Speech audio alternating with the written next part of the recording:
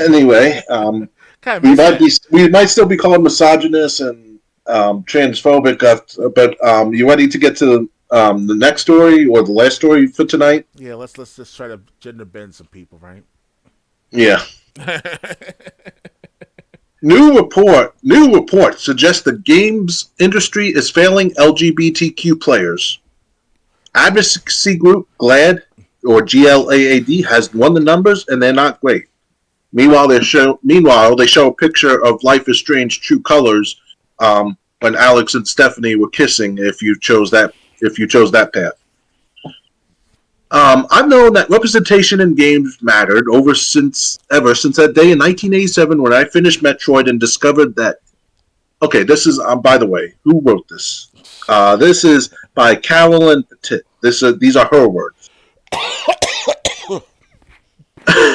I've known that representation in games mattered over since that day in 1987 when I finished Metroid and discovered that intergalactic bounty hunter Samus Aran was the rarest of things for the time, a cool female video game protagonist.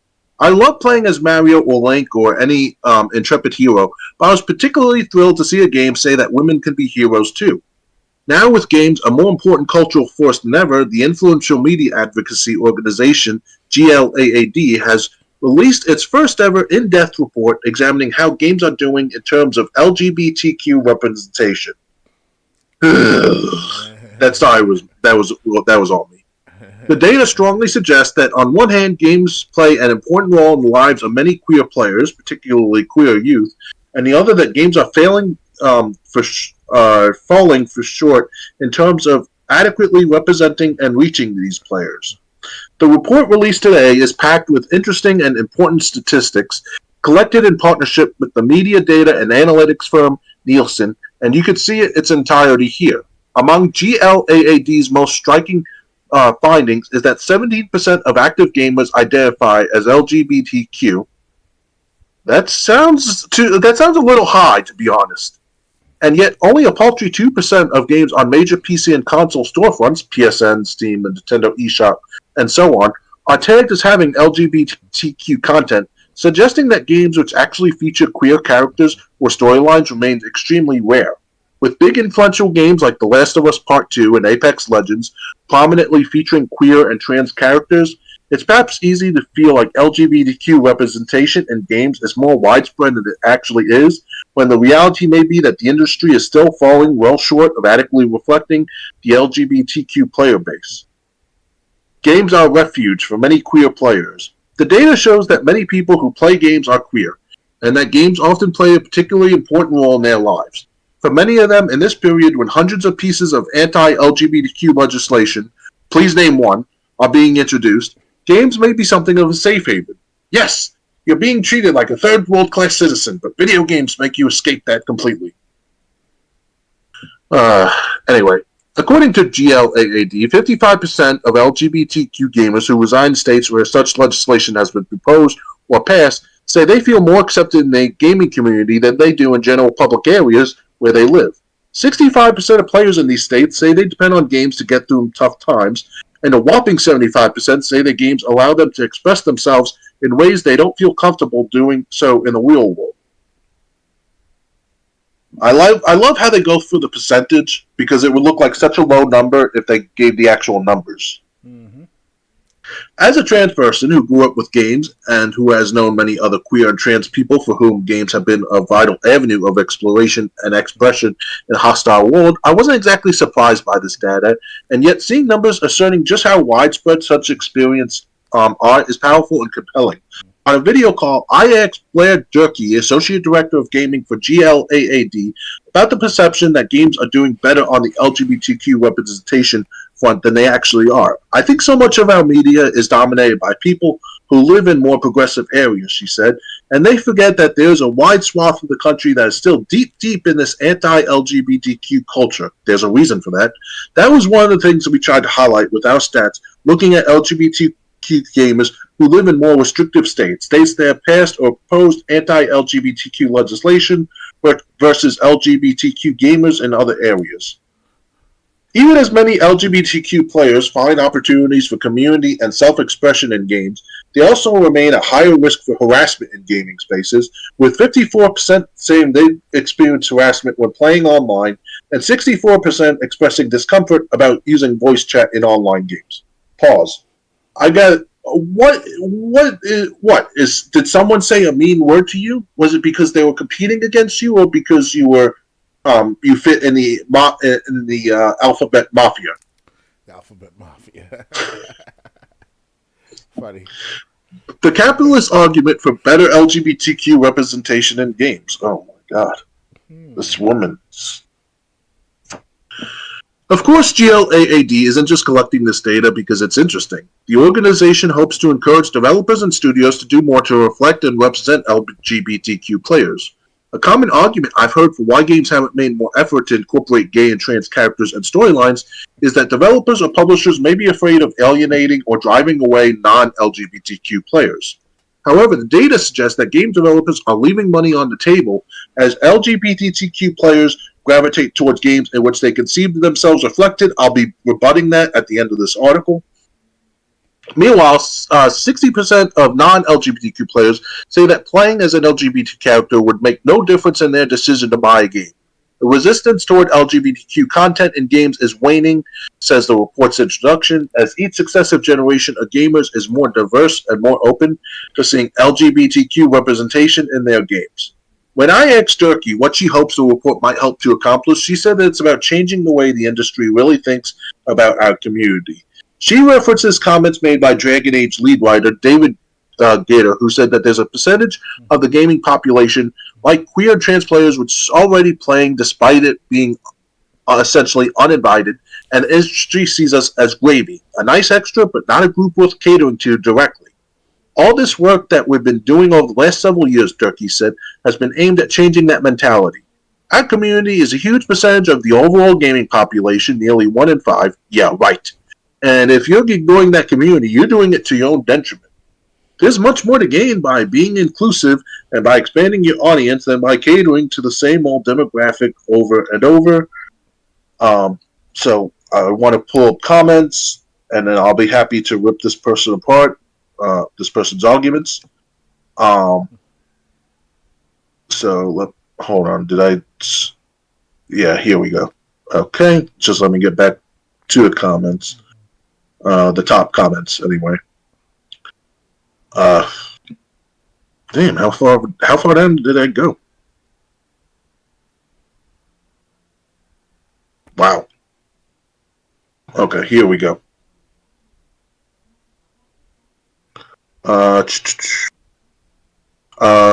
Santa goes, we found that games with LGBT characters or storylines account for less than 2% of all games, end quote. Having more games with LGBTQ inclusion is great, but looking at that 2% number of games, having the tag character storyline is a bit skewed. As I'm guessing, it's counting all games, not just games where it would make sense to include an LGBTQ content character storyline. Because that means Tetris, for example, would be driving down the numbers. Same with, for example, Among Us, ARK Survival, Ascended, Goat Simulator, and so on. If it's only counting games where it makes sense, then the numbers would look different. I suspect probably still extremely low, but not as bad as 2%. Lubes and MJ goes, so what you're saying is that context is key, and absent context, you're just spitting numbers out that have no meaning? Hippos Humans goes, to be fair, gay Tetris sounds pretty fun. Academician Prokurzakov goes, this was my thinking as well. What is required for that tag to be added? I would think that bar is high. Wonder needs to get this tag. And then I went checking on Steam and found out that most highly rated games with LGBTQ tag is Sonic X Shadow Generation. I'm out. I don't even know anymore. Do you want me to go first, or do you want to go first? You go first. You know more about this stuff. Yeah. Okay. Let me start with this. Representation in gaming of any group is nonsense. Cut it out. You know what game franchise is really popular? Wasn't there a franchise called Pokemon? What about How many gamers love Pokemon because they feel they can relate to Pikachu? Pikachu. You know, another franchise that I remember that's really successful, Kirby. How many people feel they can relate to a pink fluff ball? Yeah, and he's a badass at the same time too. And then they said they brought up Tetris. What, we're just going to start throwing gay characters and queer characters in everywhere? No. Yeah, gay blocky square Yeah, yeah, mealy. yeah. I could just imagine. They probably want gay characters in Tetris. Uh, I, where why do people have to be in Tetris now? What next? What next? Goat Simulator? We're gonna have a gay goat? How do you tell a difference between a straight goat and a gay goat?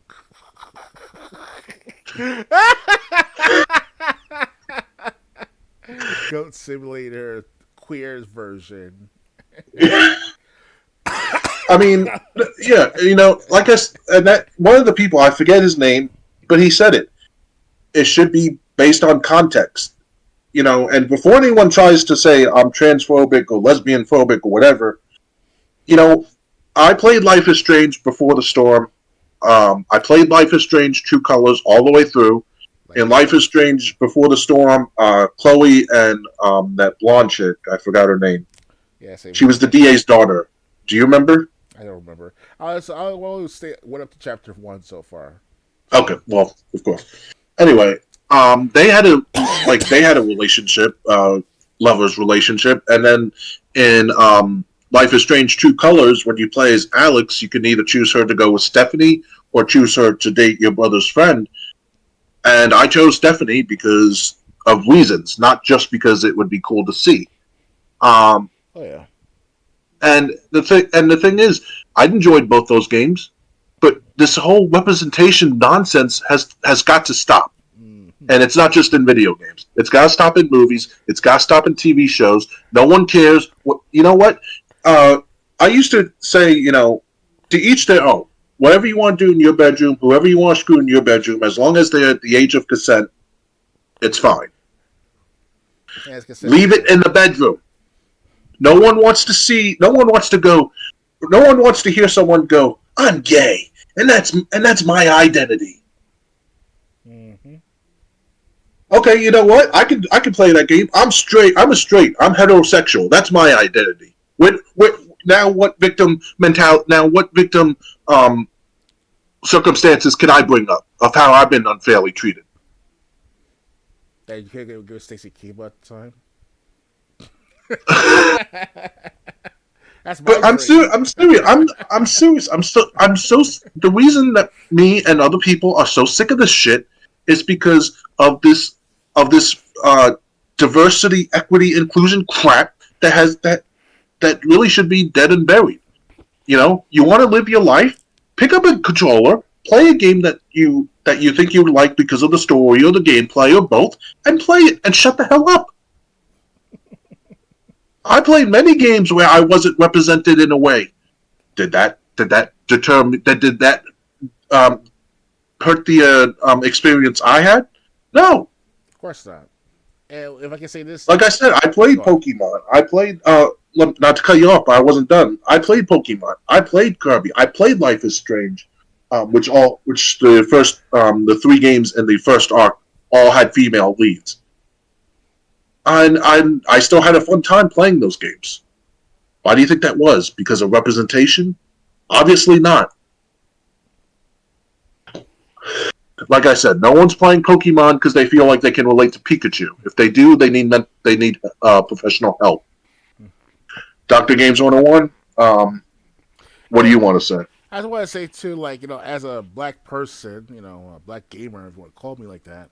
I mean, in today's world, there's not that many representation of black characters, but I'm not complaining about that. It's like they're back in the '90s as well too, with X-Men, fucking Pokemon. Like I didn't ask for all the include every single character be black, whether it's that chick from a Pokemon black and white version. I forgot her name already. They included her in for sex for like what else reasons the inclusive reasons I hear black and white TV shows whatever it's called it's Pokemon. So But other than that, no. I mean, what there's characters like from DC Comics called Stag Shock, whatever, from the 2000s. That was it back then. I was glad that they had Stag Shock and stuff like that, and they didn't care about anything else. I mean, all because of the fact that people back then, and for the last 25, 30 years now, have from a different background altogether. The grouping of the developers. Now more people are being more lesbian focus, or they're lesbians themselves in these gaming industries making games now. Now it's more inclusive than ever in gaming altogether. It's not a shitload of LGBT games out there, but there's plenty out there to choose from. Like, what's the game I played that got me 200 gamer score? It was called it was a blind girl, Beyond Eyes. That's like LGBT friendly of sorts, or if you want to put it that way. The girl was like, blind and handicapped, stuff like that. You want to include that type of people into that gaming sphere of sorts. So okay, no big deal, right? So what do you want more of? If you want to have some inclusion in your games, make the game yourself and then include that stuff into your own little type of project. No, it's not forcing you to force onto others about of your beliefs and all. Make your own game, make your own content. That's how I look at it. Yeah, I'm not and forcing DC and X Men and DC Marvel comics to make my characters black, whatever, or whatever the case may be. So right. Yeah, I mean, they probably would love to make like Tony Hawk, Tanya Hawk, or something. yeah, Um, don't I shouldn't really give them any ideas. yeah, Um, yeah, yeah. but like I said, this representation crap is not. It's just that it's crap. No one, like I said, no one played Pokemon. Um, no one plays Transformers. What? How many people could say they can relate to a Transformer? Mm-hmm. Pokemon, Kirby. I could go on and on. Mario. I, no, Mario's kind of just a white plumber, but Yeah, he wants to be I part of the mean, USSR and all that. Those rumors here that Mario was like a communist dictator, taking over Bowser's castle and shit like that. It was a big rumor back in the '90s about the matter.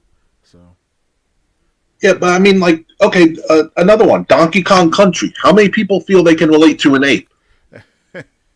and they make fun of it for over the decades too. Oh, that's inclusion, Doctor Games. See, Donkey Kong is black. All that shit I hear. I mean, I'm not fucking destroyed by it or fucking offended by it at all times. But it's like, whatever. Okay, it was a Yeah, bit too much. so I mean, anyway, that's just what I had to say. This representation bullshit is nonsense. Cut out the nonsense. And you know what? If the game calls for an LGBT, I'm just going to say it, Alphabet Mafia character to be included, and it makes sense for that kind of character to be included, then include it. Because, like I said, I enjoyed Life is Strange Before the Storm, Life is Strange True Colors. How did I enjoy those games if I'm a guy and the lead in those games were all female Mm-hmm. with lesbian tendencies, by the way? Oh yeah. Because I don't care about representation. I cared about the story that was told, and it was a good story. I enjoyed going through the story. Plus, I hear it's similar to the TV shows like Dawson's Creek in the '90s and all. So it's kind of like we expect that over the decades of our formatted of preferences of what we watch or play in our video games or TV shows. So it's kind of like it's part of the culture no matter what. So if Yeah, you but can mix in that culture somewhat in the matter, then more power to you. and another thing, just in the U.S., there's like 330 million people. How many people of that 330 million identify with the Alphabet Army? 2% at most 5%. Yeah. Well, sorry, you're not the majority. We're not going to make games just to stroke your ego. I mean, for crying out loud, I'm trying to think of other games. Um, The Harry Potter game was a big thing with the trans community back then, back earlier last year when it came out on the yeah, yeah that's Hogwarts Legacy, which actually ended up selling real well. yeah J.K. Rowling, all because of J.K. Rowling was against transgenderism or She doesn't wasn't like even it. against it. She just said she wasn't gonna cater to them.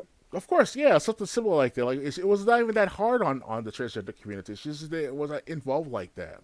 She's a woman trying to make some money with her Harry Potter books. That's all.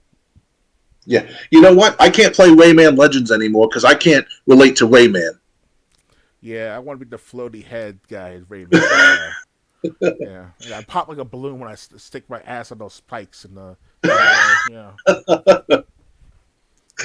That's how ridiculous that this representation gets. I mean, yeah. so like I said, to any game developer out there, if you want to include the character, just make sure it fits the story and it makes sense. Then everyone will be fine with it. You're not really missing money. You're not really leaving money on the table because if it's a great game, then someone who does identify as one of those players will play it anyway. But don't go out of your way just to cater to these people because it's never enough. Hmm. I mean, if I can see this though, of course, generalize if I can to the great to some extent. There's been a lot of things happen in history as a country, as United States people in our past over the last 200 years, obviously. But in the last 50 years now, it's gotten much better with equality and rights for everyone, and you can do what the fuck you want to do, so you don't harm others in the process, and that's it. Hey, we're in the most calm period in our era of any part of the United States history. You know, you do what you want to do. You can sleep when you want to sleep. You work as much as you want to. You go to these places to learn our culture and history about the United States, whether it's about the Lewis and Clark expedition or about the presidents of the United States. You name it. You know, like but don't force your own beliefs to develop within you onto others and thinking that it's going to happen like that overnight. You gotta like be creative and also with understanding other people's boundaries as well too. So that's what's happening Yeah, going on. So and another thing, if they were really like, if game developers were really leaving so much money on the table, why have companies that bent the knee, that pander to these people, lost money? oh yeah, The Last of Us 2 didn't do so well because it bent the knee to these maniacs. yeah, that was a big deal back 3 years ago when it came out. It was ridiculous. Yeah, so don't tell them. So um, so yeah, Karen Platin and anyone who thinks like her really need a reality check. And another thing about harassment um, in online gaming. Do you know how toxic Call of Duty lobbies were on the Xbox 360 like 10 years ago? At most 12. You think whatever you encounter? I bet you whatever you encounter does is a minute fraction of what when compared to what happened in those Xbox 360 lobbies for Call of Duty 10, 15 years ago. And it wasn't because they were trans. It wasn't because they were some other identity. It's because they were playing the game and they decided to trash talk.